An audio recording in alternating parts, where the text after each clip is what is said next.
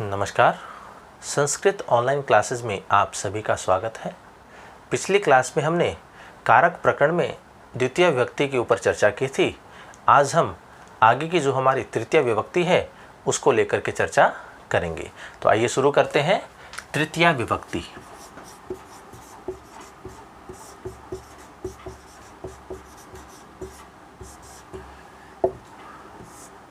इसका मतलब है यहाँ कौन सा कारक होगा? करण कारक। अब देखिए, तृतीय विभक्ति के अंतर्गत सबसे पहला जो सूत्र आता है वो आता है साधकतमं कर्णम। साधकतमं कर्णम, ये सूत्र क्या कहता है? देखिए, क्रिया की सिद्धि में अर्थात कार्य को पूर्ण करने में, क्रिया की सिद्धि में जो कारक सबसे अधिक उपयोग में आता है या सबसे अधिक जो सहायक होता है उसकी करण संज्ञा होती है। कि क्रिया को पूर्ण करने में जिसकी सबसे अधिक सहायक होता है जो, उसकी कौन सी संज्ञा हो जाएगी? करण संज्ञा हो जाएगी। तो ये सूत्र कहता है क्रिया की सिद्धि में जो सबसे अधिक सहायक होता है उसकी करण संज्ञा होती है। इसी के साथ का अगला जो सूत्र है वह आता है कर्तरी करणयोश तृतीया। कर्तरी करणयोश तृतीया। तो देखिए, ये सूत्र क्या कहता है? ये कहता है कि अनुक्त कर्ता और अनुक्त करण में तृतीया विभक्ति होती है। अब तृतीया विभक्ति कहाँ होगी? जिस जिसकी करण संज्ञा होती है उसमें तृतीया विभक्ति होती है। तो ये जो सूत्र है ये कहता है कि अनुक्त कर्ता एवं अनुक्त करण में तृतीया विभक्ति होती है। अब देखिए, हम कैसे पहचाने कि यहाँ कर्ता अनुक्त है या फिर उक्त है? हम कैसे पहचाने कि करण यहाँ पर अनुक्त है या फिर उक्त है? तो देखिए, इसकी सीधी सी पहचान है, यदि वाक्य एक ऐसा हो कर्मवाच्य या भाववाच्य का हो, कर्मवाच्य या भाववाच्य का यदि वाक्य होता है तो उस वाक्य के अंतर्गत जो कर्ता होगा और जो करण होगा वो कैसा होगा? वह अनुक्त होगा। और यदि कर्तृवाच्य का वाक्य है तो वहाँ जो कर्ता होगा और जो करण होगा वह कैसा हो जाएगा? वह उक्त हो जाता है। तो ये जो सूत्र है ये कहता है कि अनुक्त कर्ता और अनुक्त करण में तृतीया विभक्ति होती है। तो देखिए, इस सूत्र को हम उदाहरण से स्पष्ट करते हैं। जैसे यहाँ लिखते हैं, रामेण बाणेन हतो बाली। रामेण बाणेन हतो बाली, राम के बाण से बाली मारा गया। अब देखिए, यहाँ हतय जो शब्द है, हतय, इसमें कौन सा प्रत्यय है? इसमें प्रत्यय कौन सा है? इसमें तय प्रत्यय जुड़ा हुआ है। और तय प्रत्यय जो होता है वह कर्म एवं भाव अर्थ में प्रयोग में लाया जाता है। इसका मतलब यहाँ जो वाक्य है वो कर्मवाच्य का है और यहाँ अब जो कर्ता होगा और जो करण होगा वो कैसा होगा? अनुक्त होगा। और अनुक्त कर्ता और अनुक्त करण में कौन सी विभक्ति होगी? तृतीय विभक्ति होगी। तो यहाँ ये जो वाक्य है इसका अर्थ क्या है कि राम के बाण से बाली मारा गया। तो यहाँ बाली को मारने वाला कौन है? राम है। तो राम क्या हो गया? यहाँ पे कर्ता हो गया। और वह बाली मारा किसके द्वारा गया? वह बाण के द्वारा मारा गया है। तो ये क्या हो गया? करण हो गया। क्योंकि देखिए, हमने अभी पढ़ा है कि क्रिया की सिद्धि में जो सबसे अधिक सहायक होगा, तो क्रिया अर्थात है यहाँ पर बाली मारना, अर्थात बाली को मारना। तो इसको मारने में सहायक कौन हुआ? बाण हुआ, है ना।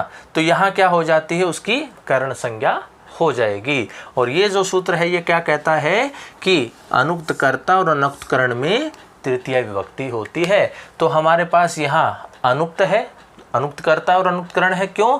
क्योंकि यहाँ कर्मवाच्य है, कर्म का भाव है, तो इसलिए जो कर्ता है राम वह कैसा है? अनुक्त है। बाण ये भी कैसा है? अनुक्त है। इसलिए दोनों में हम इस सूत्र की सहायता से क्या कर देंगे? तृतीया विभक्ति का प्रयोग करेंगे। और उसकी सहायता से क्या लिखा है हमने? रामेण और बाणेन। तो दोनों में हमने तृतीया विभक्ति का प्रयोग किया है। तो ये सूत्र है कर्तृकर्णयोस तृतीया, कि अनुक्त कर्ता एवं अनुक्त करण में तृतीया विभक्ति होती है। अब यहाँ अनुक्त कर्ता और अनुक्त करण की पहचान के लिए क्या करते हैं? यदि वाक्य कर्म का हो, कर्म भाव में हो या फिर भाव अर्थ में हो, तो वहाँ पर जो कर्ता और करण होगा वो कैसा कहा जाएगा? अनुक्त कहा जाएगा। और यदि वाक्य कर्तृवाच्य में है तो वहाँ पर कर्ता आदि क्या कहलाए जाएंगे? यहाँ पे वो उक्त कहे जाएंगे। तो ये था हमारा अगला सूत्र था कर्तृकर्णयोस तृतीया। अगला सूत्र देखिए तृतीय विभक्ति के अंतर्गत, वो आता है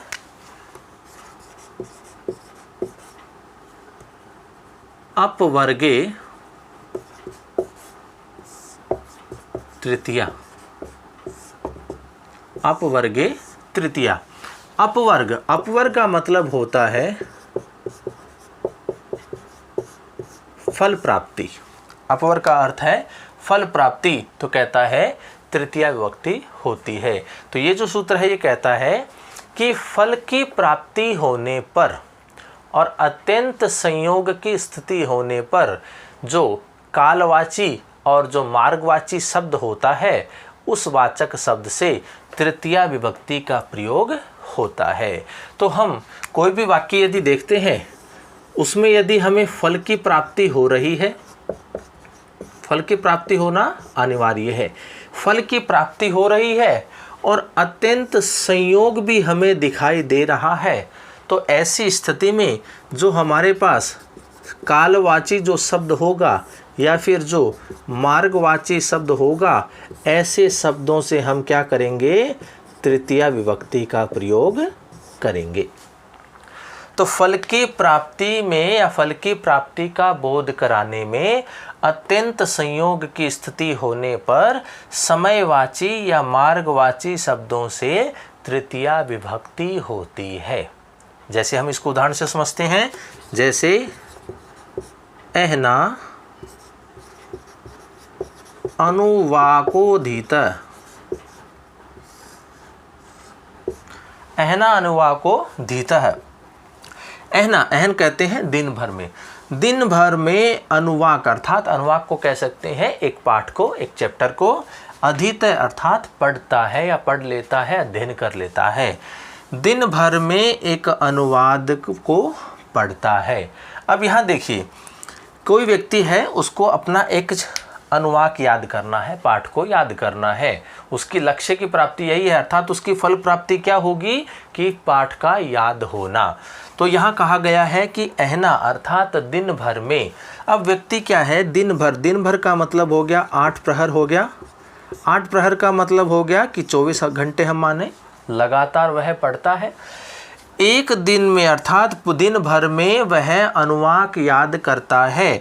तो यहाँ लगातार स्थिति हमें दिखाई दे रही है, संयोग की स्थिति दिखाई दे रही है, निरंतर संयोग हमें दिखाई दे रहा है कि दिन भर में यहाँ दिन भर वह अध्ययन करता है और वह क्या कर लेता है? अपने अनुवाक को याद कर लेता है, पढ़ लेता है। तो यहाँ ऐसी स्थिति में फल की प्राप्ति भी हो रही है। तो देखिए ये सूत्र क्या कहता है कि फल की प्राप्ति का बोध कराने में, तो यहाँ फल की प्राप्ति का बोध हो रहा है। और फिर कहता है अत्यंत संयोग की स्थिति में, तो यहाँ अत्यंत संयोग भी हमें दिखाई दे रहा है। 24 घंटे का मतलब हो गया कि वह सुबह से लेकर के रात्रि तक वह अध्ययन करता है। तो अत्यंत संयोग की स्थिति भी हमें यहाँ दिखाई दे रही है। तो कहते हैं कि जो समयवाची शब्द होगा या फिर जो मार्गवाची शब्द होगा, तो यहाँ हमारे पास कैसा शब्द है? एहन अर्थात दिन भर की बात कर रहा है, तो यहाँ पर हमें पास समयवाची अर्थात कालवाची शब्द है। तो इस शब्द से हम क्या करते हैं? तृतीया विभक्ति का प्रयोग करते हैं। तो यहाँ देखिए हमने क्या लिखा है? अहना लिखा है। अहन जो शब्द होता है उसका तृतीय विभक्ति एक वचन क्या बनता है? अहना बनता है। तो यहाँ फल की प्राप्ति का बोध कराने में अत्यंत संयोग की स्थिति होने पर समयवाची शब्द से तृतीया विभक्ति होती है। इसी प्रकार का दूसरा उदाहरण देखिए। दूसरा उदाहरण है क्रोशेन अनुवाकोधीतः। कोश भर में अनुवाक पड़ता है। अब यहाँ देखिए क्रोशेन, क्रोश का है दूरीवाचक शब्द दिया अर्थात मार्गवाची शब्द दिया है। वही है कि अनुवाकोधित है, पाठ को याद करता है, पाठ को पढ़ता है। तो यहाँ वह पढ़ लेता है, तो यहाँ पर उसकी फल की प्राप्ति हो रही है। क्रोशेन अर्थात कोश भर में, तो कोश भर को हम मान लेते हैं 1 किलोमीटर मान ले, 1 किलोमीटर को हम मानते हैं 1 से लेकर के 1000 मीटर। तो देखिए वह लगातार यहाँ चलता है, ये दूरी तय करता है और इतनी दूरी में वह अपने उस पाठ को पढ़ लेता है। तो यहाँ फल की प्राप्ति उसे हो रही है और अत्यंत संयोग की स्थिति भी हमारे यहाँ है। तो जो मार्गवाची शब्द है क्रोश, तो वहाँ पर क्या करेंगे हम? इस सूत्र की सहायता से तृतीय विभक्ति का प्रयोग करेंगे और हमने क्या लिखा है? क्रोशेन। तो इस प्रकार से अपवर्गे तृतीया कि फल की प्राप्ति का बोध कराने में और अत्यंत संयोग की स्थिति में कालवाची या समयवाची एवं मार्गवाची शब्दों से तृतीय विभक्ति का प्रयोग होता है। तो इस प्रकार हमने इस सूत्र को उदाहरण से स्पष्ट किया है। अगला देखिए सूत्र।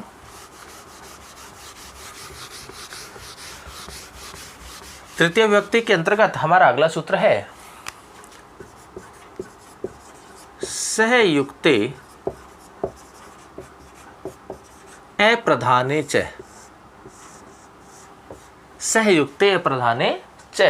तो ये जो सूत्र है ये क्या कहता है कि सहयुक्ते अर्थात सह का योग होने पर, अब सह का मतलब होता है साथ, इसी प्रकार से सह, साकम, समम, सार्धम, इन सभी का अर्थ क्या होता है? साथ होता है, साथ। इन सभी का अर्थ होता है साथ। तो ये जो सूत्र है ये कहता है कि सह का योग होने पर अर्थात सह युक्ते, सह का योग होने पर जो अप्रधान होता है, अप्रधान होता है च अर्थात और का मतलब हम तृतीय विभक्ति की बात कर रहे हैं, तो उसमें तृतीय विभक्ति का प्रयोग होता है। सह के योग में अप्रधान वाचक शब्द में तृतीय विभक्ति का प्रयोग होता है। अब अप्रधान कौन होता है? अप्रधान होगा वाक्य में प्रधानकर्ता का साथ देने वाला। प्रधानकर्ता का साथ देने वाला क्या होगा? अप्रधान होता है। तो सह का योग होने पर और वाक्य में जो अप्रधान होता है उस अप्रधान वाचक शब्द में ही हम क्या करेंगे? तृतीय विभक्ति का प्रयोग करेंगे। जैसे उदाहरण से स्पष्ट करते हैं, पुत्रेण सहागतः पिता। पुत्रेण सहागतः पिता, पुत्र के साथ पिता आया। तो इस वाक्य का क्या अर्थ हो गया? पुत्र के साथ पिता आया। अब देखिए इसमें दो शब्द हैं, एक है पिता, एक है पुत्र।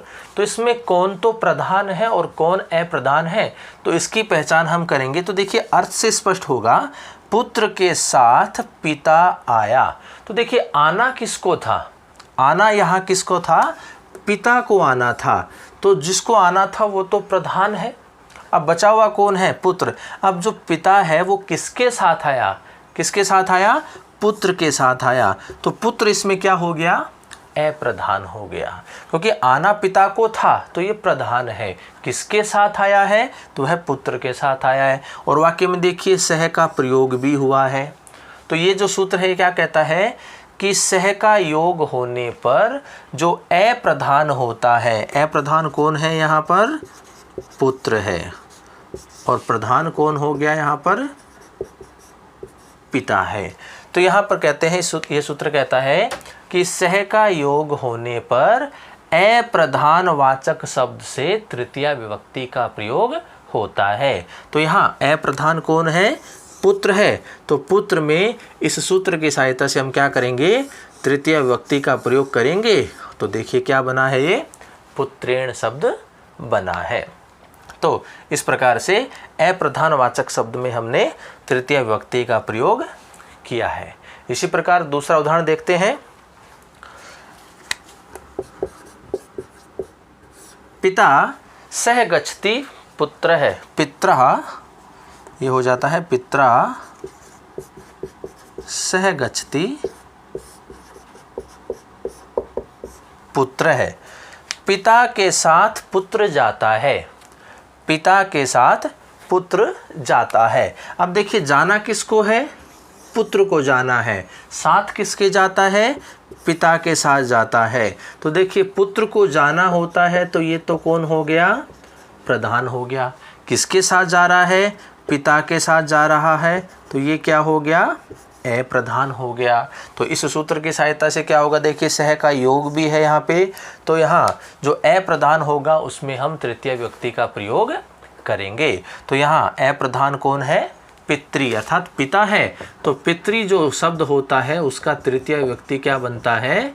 पित्रा बनता है। इसलिए हमने अप्रधानवाचक शब्द पितृ शब्द में तृतीय विभक्ति करके पित्रा यहाँ पर किया है। तो ये सूत्र कहता है कि सह का योग होने पर अप्रधानवाचक शब्द से तृतीया विभक्ति का प्रयोग होता है। तो देखिए ये हमने किया। सह के साथ में या फिर साकम हो या समम हो या सार्धम हो, तो इन सभी के योग में वही स्थिति होगी कि जो अप्रधानवाचक शब्द होगा उसमें हम तृतीया विभक्ति का प्रयोग करेंगे।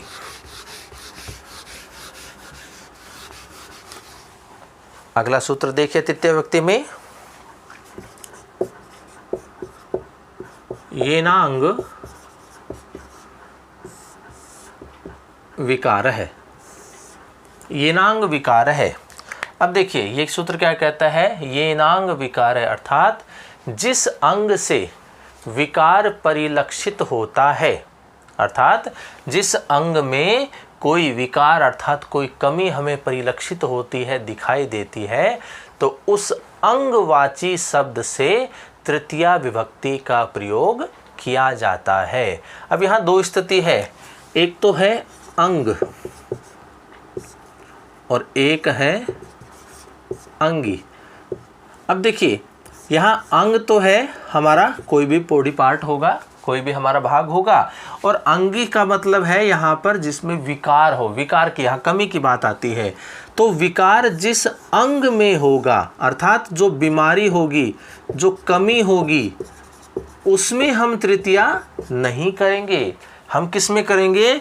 जो बीमारी जिस अंग में है, जिस भाग में है, उस अंगवाची शब्द से ही हम तृतीया विभक्ति का प्रयोग करेंगे। तो जिस अंग से विकार परिलक्षित होता है उस अंगवाची शब्द से हम तृतीया विभक्ति का प्रयोग करते हैं। तो देखिए इसको उदाहरण से समझते हैं। जैसे अक्षणा कान है। अक्षणा कान है, आँख से काना है।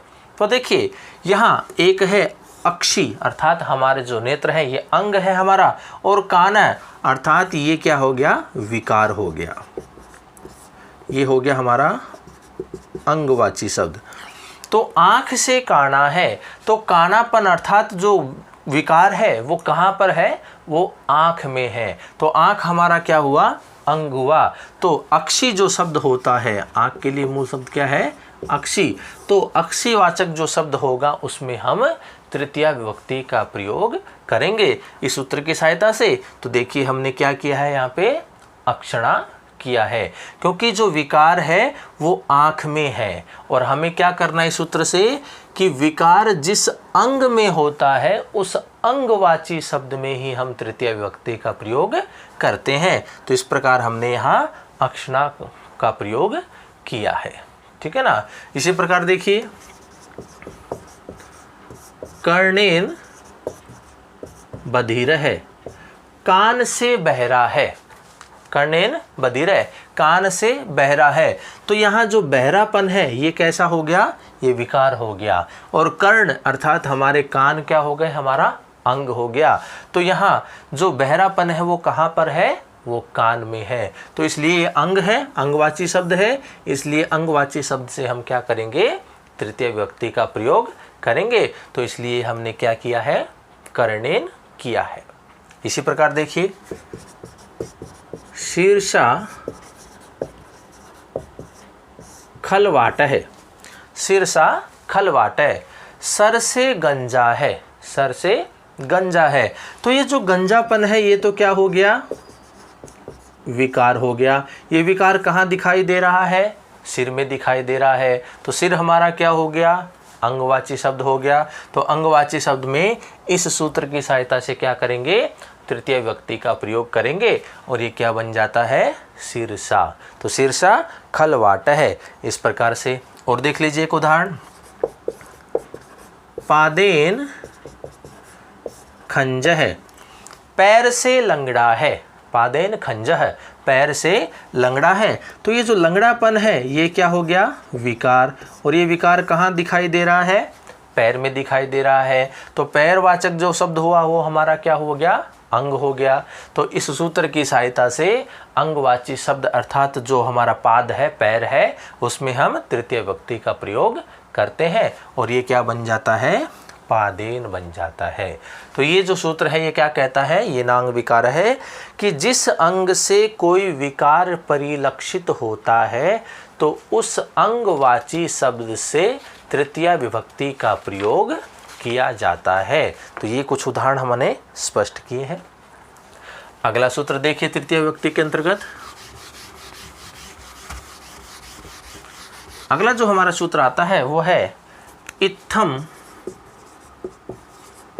भूत लक्षणे, इत्थम भूत लक्षणे।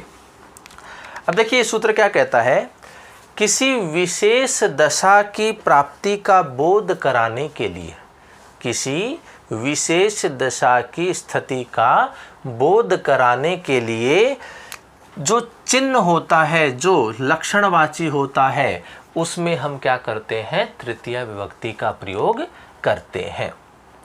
अर्थात किसी विशेष अवस्था को प्राप्त हुआ है उसका बोध कराने के लिए जो चिन्हवाचक शब्द होता है, जो संकेत होता है, उसमें हम तृतीय विभक्ति का प्रयोग करेंगे। अर्थात जिस लक्षण से हम पहचान करेंगे जिसकी, उस लक्षणवाची शब्द में हम क्या कर देंगे, तृतीय विभक्ति का प्रयोग करेंगे। जैसे उदाहरण है जटाभिः तापसय, या फिर हम कहें जटाभिस तापसय। अब देखिए जटाओं से तपस्वी है, जटाओं से तपस्वी है। हम व्यक्ति को कैसे पहचान करेंगे कि वह कैसा है, तपस्वी है। तो हम उस व्यक्ति की जटाओं को देख करके ही पहचान कर लेते हैं कि वह कैसा है, वह तपस्वी है। क्योंकि उसके जो जटाएं होंगी वो बड़ी बड़ी होंगी। तो यहाँ उन बड़ी जटाओं को देख करके हम यह पहचान करते हैं कि वह व्यक्ति कैसा है, वह तपस्वी है। तो यहाँ ये जो सूत्र है ये कहता है कि विशेष दशा क्यों, अब देखिए यहाँ विशेष स्थिति है, विशेष दशा है कि उसकी बड़ी बड़ी जटाएं हैं। तो विशेष दशा की प्राप्ति का बोध कराने वाले चिन्ह में, अब देखिए यहाँ तपस्वी को कौन दिखा रहा है, किससे पहचान हो रही है तपस्वी का, वह उसकी जटाओं से हो रहा है। तो विशेष दशा का बोध कराने वाला कौन है, जटा है। तो हम जटावाचक जो शब्द है, जो चिन्ह है, संकेत है, उसमें हम इस सूत्र की सहायता से तृतीय विभक्ति का प्रयोग करते हैं। जटाभि तापसय या फिर जटाभिस तापसय। तो ये था सूत्र हमारा इत्थम भूत लक्षणे। अगला जो सूत्र आता है वो आता है हेतु। हेतु, हेतु का मतलब होता है कारण। अब ये सूत्र कहता है कि कारणवाची शब्द से तृतीया विभक्ति का प्रयोग होता है। कारणवाची, अगर कोई वाक्य है हमारे पास, उसमें यदि हमें कोई कारण दिखाई दे रहा है तो उस कारणवाची शब्द से हम क्या कर देंगे, तृतीया विभक्ति का प्रयोग कर देंगे। जैसे उदाहरण से स्पष्ट करें सूत्र को, जैसे पुण्येन दृष्टो हरि।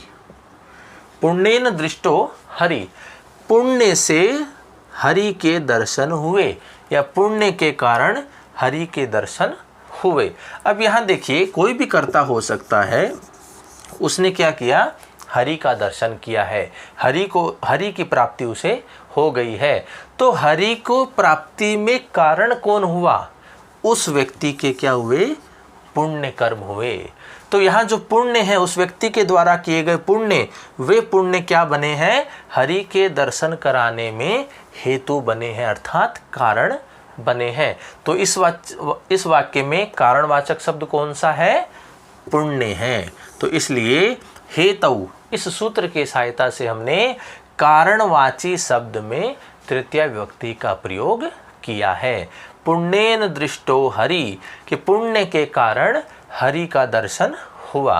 तो यहाँ हरि के दर्शन होने में पुण्य जो है वो कारण है, हेतु है। इसलिए हेतु, इस सूत्र की सहायता से हमने तृतीय विभक्ति का प्रयोग किया है। इस प्रकार से हमने आज तृतीय विभक्ति के कुछ महत्वपूर्ण सूत्रों के ऊपर चर्चा की है। अगली क्लास में हम अगली जो विभक्ति है, चतुर्थी विभक्ति, उसके ऊपर चर्चा करेंगे। आज के लिए इतना ही। धन्यवाद।